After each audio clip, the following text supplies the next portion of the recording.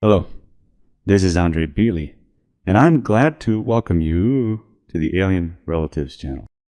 I present to you my new story. Enjoy listening. Now get out of here. I said, this is my room now. My dad's in charge here, which means I'm in charge too. A quick boyish falsetto cut across her ears like foam on glass. Then came a crash, something heavy, plastic. It hit the laminate with a sharp shave. Then a thin, muffled croak. Dinara froze in the hallway, not having time to take off her other shoe. The heavy bag of groceries and its handles cutting into her palm slowly sank to the floor, and cans of peas clanked dully inside the bag. She slowly straightened up, feeling an cold, heavy rage begin to boil somewhere in her solar plexus. Vitek, why are you speaking so loudly? Oleg's languid, lazy, better tone rang out from the kitchen, neither judgmental nor stern, simply tired, as if the man had been distracted from something vital. Alice, don't bother him when he's playing. You know he's got a delicate nervous system. He needs a break. Dinara stepped into the nursery. The painting was an oil painting, and a rancid one at that. Her daughter, 9-year-old Alisa, was sitting on the floor, clutching to her chest the remains of a large legacy Hogwarts castle that she had spent 3 weeks assembling. Half the towers had been demolished. The pieces lay in an even layer on the floor. 10-year-old Vitega sat on Alisa's bed, his feet in dirty socks dangling onto the pastel pink bedspread. He held a tablet in his hands, and his face bore the look of absolute, unplaced triumph of a little hand who knows for sure nothing will happen to him. Be killed, Mama! Alisa saw Dinikaluru and, unable to contain herself, burst into tears. He said it was his shelf now, and deliberately threw the lock off. Vitek didn't even flinch.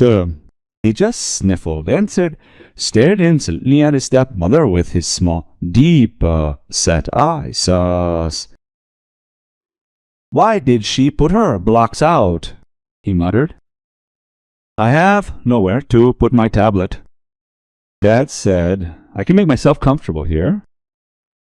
Dinara slowly turned her gaze to the doorway where Oleg had already appeared. He was standing, leaning his shoulder against the doorframe, wearing his favorite stretchy sweatpants and munching on an apple. The same expensive Fuji apple Dinar had bought especially for Alisa to take to school. Oh, Dean, are you home? Oleg crunched on the fruit. Listen, the internet's lagging. You paid the provider otherwise. Vitka's rink is on fire. He's nervous. At that moment, Dinara realized the cup had overflowed. Not by a drop. A bucket of slop had just been dumped into it. Their love story was as banal as an iron's manual, and just as useless in terms of romance. Dinara, a 35-year-old woman with an early mortgage, a career in commercial real estate management, and a clear life plan, made She wanted simple, feminine happiness. After divorcing her first husband, who went off to seek enlightenment in Goa and forgot to return to reality, Dinara worked like a dog for 7 years. The apartment, a spacious 3-room apartment with high ceilings, was her fortress. She did the renovations herself, monitoring every outlet, every meter of parquet flooring. It was her and Alisa's territory. Oleg had appeared 6 months ago. An equipment repairman, calm, seemingly handy. He didn't drink or smoke, spoke softly, and seemed a safe haven. He had a son from his first marriage, and his mother, who lived on the other side of town along with him. I'm temporarily short on housing, he honestly admitted on their third date. My ex-wife took over my apartment. I live with my mom, but I'm not on the bakery din. I'm taking everything into the house. Everything into the house in practice turned out to be 2 duffel bags with his things and Vidka's backpack, who moved in with his dad every weekend and then settled with them completely because mom needed to arrange her personal life. Dinara endured. She was a mature, intelligent woman and believed that family is compromises. Compromise number 1. Oleg didn't buy groceries. Then, well, you know better what's needed there. There. I'll transfer it. If anything, it didn't happen. Oleg spent his money on servicing his old Ford, which ate spare parts like crazy, on alimony, and on gifts for me and Kurvis for Vitka. Compromise number 2. The domestic disability. Oleg didn't wash dishes. Not because he didn't know how, but he was allergic to detergents. The gloves Dinara offered him, he ignored. You don't feel like you're on a plate with them. But the worst compromise was Vitek. The Deepa, the 10-year-old boy, was the spitting image of his father, only without the social adaptation barriers. He wasn't just ill-mannered, he was an invader.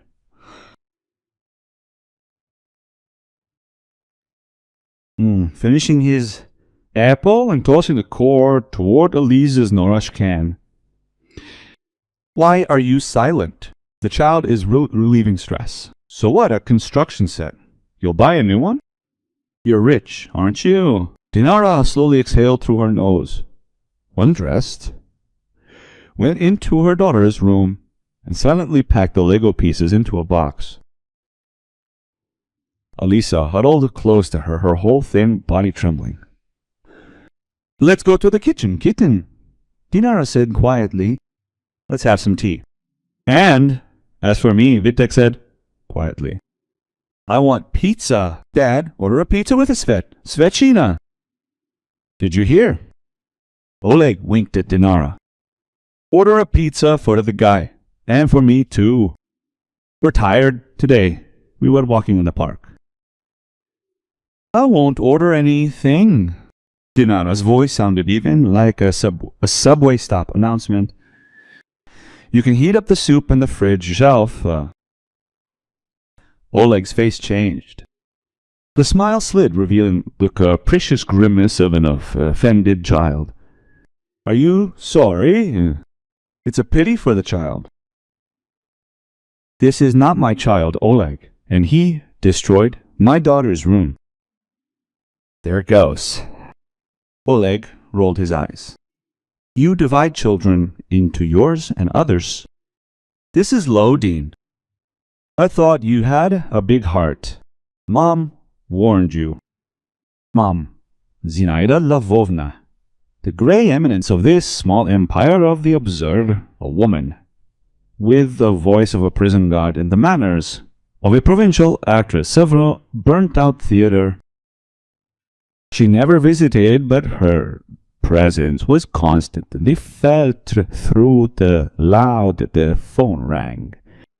Dinara took Alice into the kitchen and poured tea. Her hands weren't shaking, the trembling was somewhere deeper, in the foundation of her life. She looked at her bright kitchen facades, at the lovingly chosen curtains, and saw foreign elements. A dirty cup with a dried coffee rim on the table, crumbs. A ketchup stain on a chair. She let a fox into her chicken coop, and the fox brought a fox cub. And they don't eat chickens, they eat her life.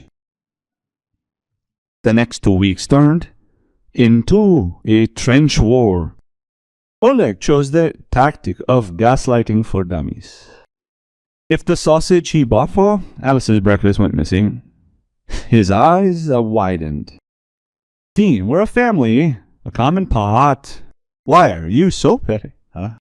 If Vitek drew on both of them with a marker in the hallway, Oleg sighed. This self-expression doesn't put pressure on a guy's psyche. Dinara was silent. She watched.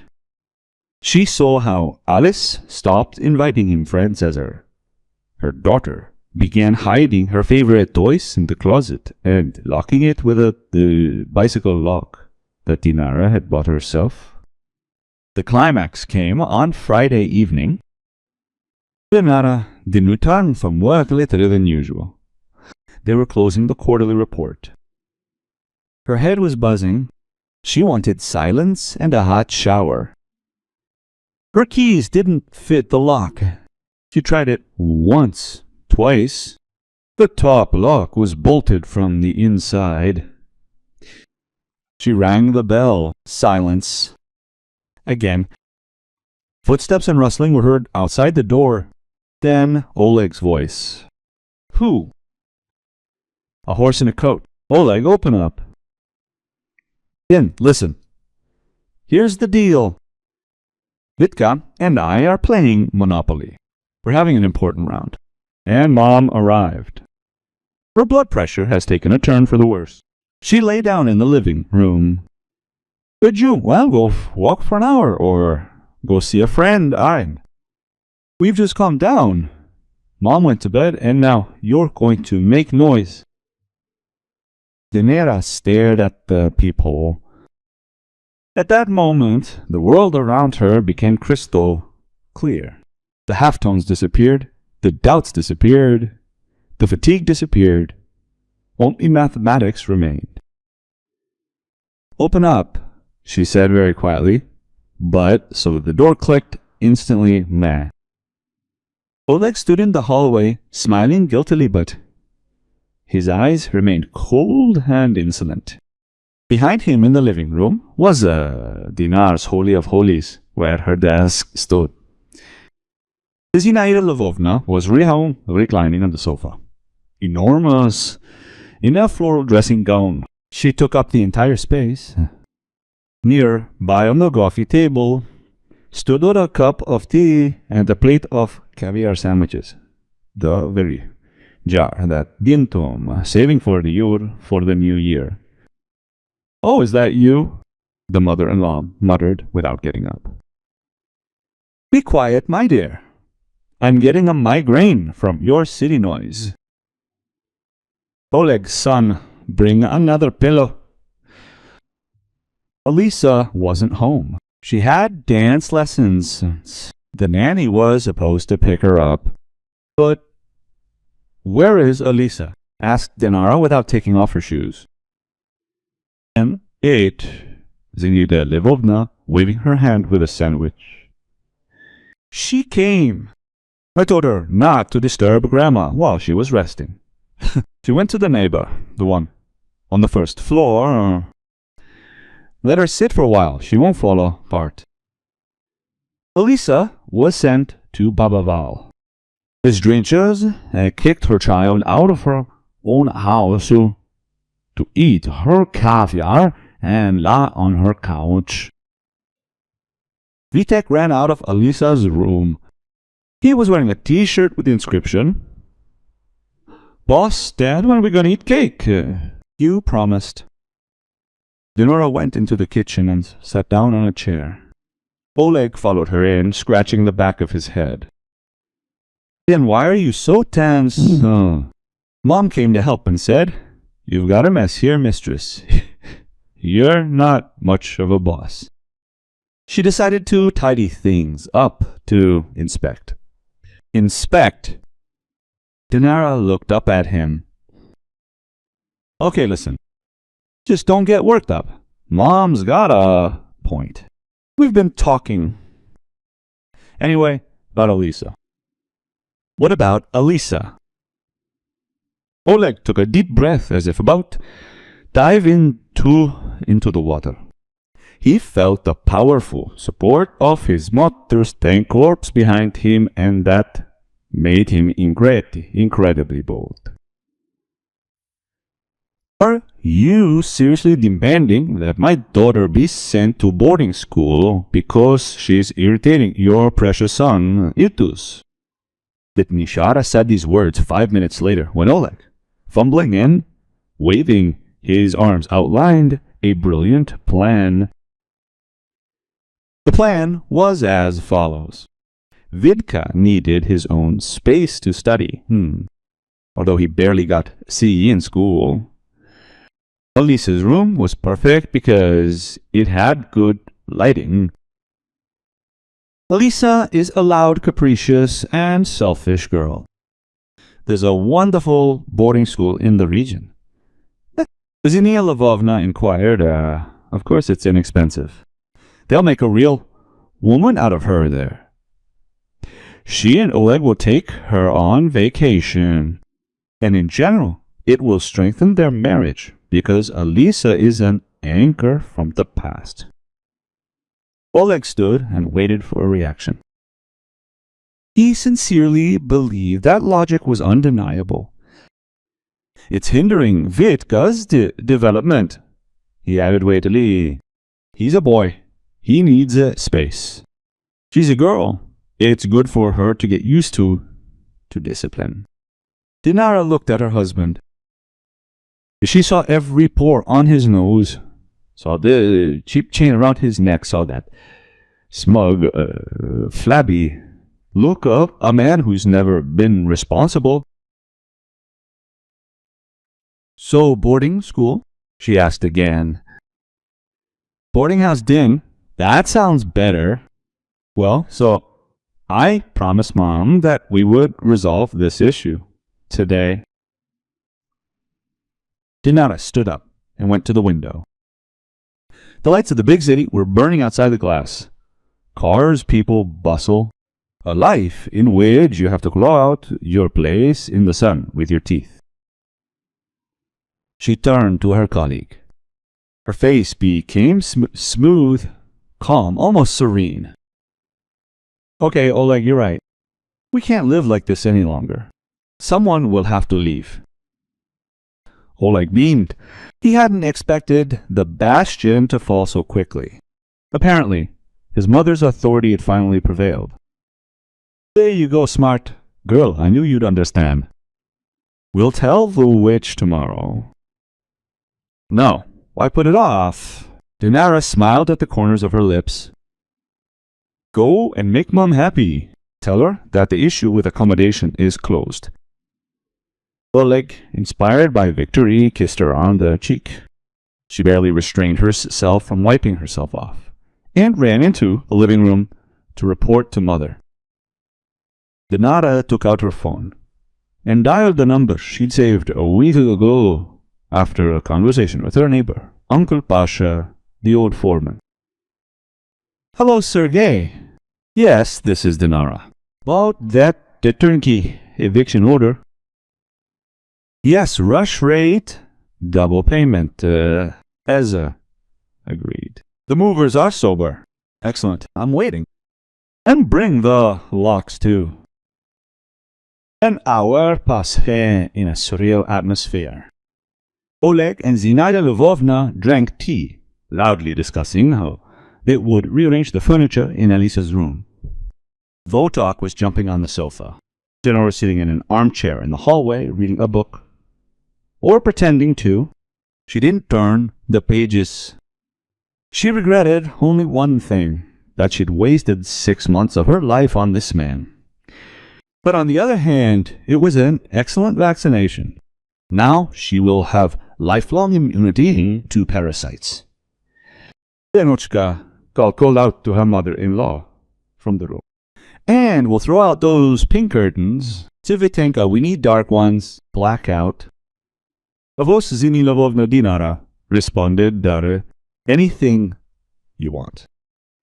An hour later, the doorbell rang and Oleg opened it without thinking. He was sure it was a pizza delivery. Four strong guys in green overalls stood on the threshold. Not half-dead students, but professional movers, broad-shouldered, calm with rolls of stretch film and boxes slung over their shoulders. Behind them loomed a fifth man with a toolbox, the same mechanic. Delivery? Oleg asked stupidly, stepping back. Removal, the senior member of the team answered briefly, checking his tablet. In order for express eviction and packing of personal belongings. Citizen Oleg Petrovich Krasnov and accompanying persons. Oleg froze. His brain, accustomed to the lazy flow of thought, stalled. What eviction? What a call. You're in the wrong apartment. Dinara went out into the hallway. She had already changed her favorite jeans and a smart shirt. In her is a folder with documents for the apartment. There is no mistake, guys, she said loudly. Work. These bags in the hallway are theirs. In the living room there is a woman and a boy. Dress them too and go out. Pack your things quickly without sorting. Everything in the bags. Dina, what's wrong? Oleg turned pale. The smile slid off his face like cheap paint in the rain. This is a joke. This is a boarding house, Oleg. Dinara went to the door, opened it wider. Just not for Elisa, for you. You are going back to Mom with Mom and Vitok. You have no right. We are married. This is jointly acquired. The apartment was bought 5 years before the marriage. She cut off a dinar. You are not even registered here. You are a guest here. And guess who on the table are the first to leave? Mom, Vitek screamed. Seek. The man in overalls raking his things from Elisa's bed in a huge black bag. They took my tablet. Sinada Lvovna emerged from the living room, red as a tomato. What kind of arbitrariness is this? I'll call the police. You rude woman. How dare you do this to my son? We live here. Were you visiting here? Dinara corrected, and the visit dragged on. One of the movers, delicately but firmly, took Zanika Levna by the elbow. Citizen, do not interfere with the work. Please, get out. I've already put your shoes in the bag. Oleg, do something. Are you a man or what? The mother-in-law screeched. Oleg's eyes darted between his wife and the team. He tried to take a step towards Dinara, clench his fist, feign a threat. Listen, you'll regret it. I'll do it to you. The senior mover silently stepped forward, blocking his path. He was a head taller than Oleg and twice as wide. Don't wave your hands. Let's go to the stairs. Taxi paid to the registered address of Citizen Krasnova, ZL. Freight tariff. At that moment, something clicked dryly behind Oleg. The locksmith was already unscrewing the lock cylinder. It was harsh, without unnecessary motion. Things flew in the box. Clothes, brushes, a VCR, beto bakumachom, Zanaida's robe. No one listened to their screams. My Hogwarts! A voice suddenly rang out from the front door. Alice was standing there. Her neighbor, Babavaya, was holding her hand. The girl watched what was happening with wide eyes. Everything is fine, baby. Demira approached her daughter and hugged her. Now the uncles will take away the trash, and we will live in peace. You mercenary creature! I loved you! Oleg yelled from the landing, where he was pushed out along with the bags. Did you love comfort, Oleg? Adinara answered calmly. And the apartment. But comfort comes at a price, and you're broke. Zina Lvovna tried to cling to the doorframe, crossing the dinar's mouth to the 7th generation. But the mover's professionalism overcame gravity and stubbornness. A minute later, the area in front of the door was piled high with trunks. The job was done. The senior landlady handed todo a pad for signature. The locks are new. Here are the keys. 5 sets are sealed. Thank you. Dinara signed. All the trash was taken out. The door slammed shut. A heavy, reliable steel door. The new lock clicked. 1, 2, 3, 4 turns. This sound was sweeter than any music. Silence fell over the apartment. Not the tense, ringing silence before a scandal, but the blessed, thick silence of one's own home. Elisa went into her. The Lego was still scattered on the floor, but the foreign smell of dirty socks and Oleg's deodorant was almost gone. The open window quickly ventilated the remnants of their presence. Home, the girl gulped. What, darling? They're never coming again. Again? Danila went into the kitchen. A half-finished cup and Zinaida Lvovna's half-eaten sandwich remained on the table. Dinara scooped it all into the trash, grabbed a rag and some spray, and furiously wiped the table. Then she pulled her favorite porcelain cup out of the cabinet, the one she'd hidden for the last 2 months, so Vita Oleg wouldn't break it. She poured fresh tea. Phone rang. A message from Oleg. You'll come crawling back. It's hard alone with a child. Who's gonna hammer a nail into you? Dinara chuckled and pressed the block button. Zinaida Lvovna's number rang next. The doorbell rang again, briefly, delicately. Dinara peered through the peephole. It wasn't them. It was the delivery man with a large flat box. Pizza! Elisa shouted from the room. Dinar opened the door, paid the delivery man, and left a generous tip. They sat on the living room floor, eating hot hand pizza and watching cartoons on the big TV Oleg considered his trophy. Yes, the money in the account was a little low.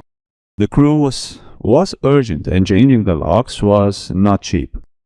But Dinara looked at her daughter's calm face, at the kriki, felt her shoulders relax after 6 months of tension, and she realized this had been the best investment in the actual subtish.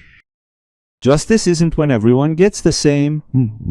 Justice is when everyone gets what they deserve. Oleg got Danara's mom his freedom. Mom, Alice chewed the crust. Let's finish building the castle tomorrow. Dinar nodded. We definitely will. Now no one will bother us. It was starting to rain outside, washing away the tire tracks of the cargo taxi that had carried the 3 losers to the cramped 2-room apartment on the edge, where they would happily devour each other for a long time. That was a completely different story, and Dinar had nothing to do with it. She was at home. Thank you all for listening to this story. This was Andre Bally. See you in the next videos.